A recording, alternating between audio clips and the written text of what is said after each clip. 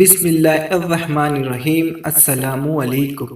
بے شک اللہ تعالیٰ جو کچھ فرماتے ہیں اسے حکم کہا جاتا ہے، اور ایسے ہی جو کچھ اللہ کے نبی فرماتے ہیں اسے حدیث مبارک کہا جاتا ہے۔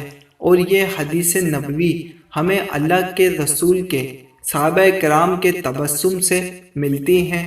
اللہ کے رسول سے صحابہ کرام سے زیادہ محبت اور جان نثار کر دینے والا دنیا میں کوئی انسان نہیں۔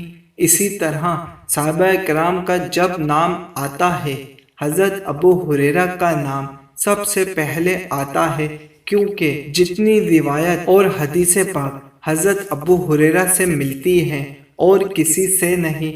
حضرت ابو ہریرہ رضی اللہ تعالیٰ عنہ تمام نمازیوں میں تکبیر کہا کرتے تھے، اب چاہے فرض نماز ہو یا نہ ہو، رمضان کا مہینہ ہو یا کوئی اور مہینہ ہو۔ چنانچہ جب آپ صلی اللہ علیہ وآلہ وسلم نماز کے لیے کھڑے ہوتے تو ابو ہریرہ تکبیر کہتے، رکوع میں جاتے تو تکبیر کہتے، پھر سمیع اللہ لمن حمیدہ کہتے، اور اس کے بعد ربنا ولک الحمد سجدے سے پہلے، پھر جب سجدے کے لیے جھکتے تو اللہ اکبر کہتے، پھر سجدے سے سر اٹھاتے تو اللہ اکبر کہتے، پھر دوسرا سجدہ کرتے وقت اللہ اکبر کہتے، اس طرح سجدے سے سر اٹھاتے تو اللہ اکبر کہتے۔ 2 رکعات کے بعد جب کھڑے ہوتے تب بھی تکبیر کہتے، اور آپ ہر رکعت میں ایسا ہی کرتے، یہاں تک کہ نماز سے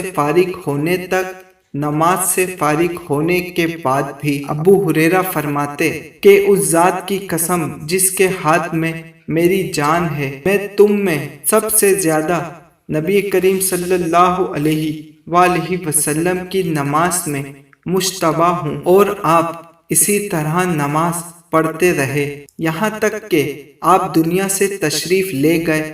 علماء کرام یہاں تک فرماتے ہیں دنیا کے تمام لوگ ایک طرف جمع ہو جائیں تو صحابہ کرام کے تھوک کے برابر بھی نہیں۔ جزاک اللہ۔ حدیث مبارک سمجھ آنے کی صورت میں ایک لائک ضرور کر دیے گا۔ اللہ حافظ۔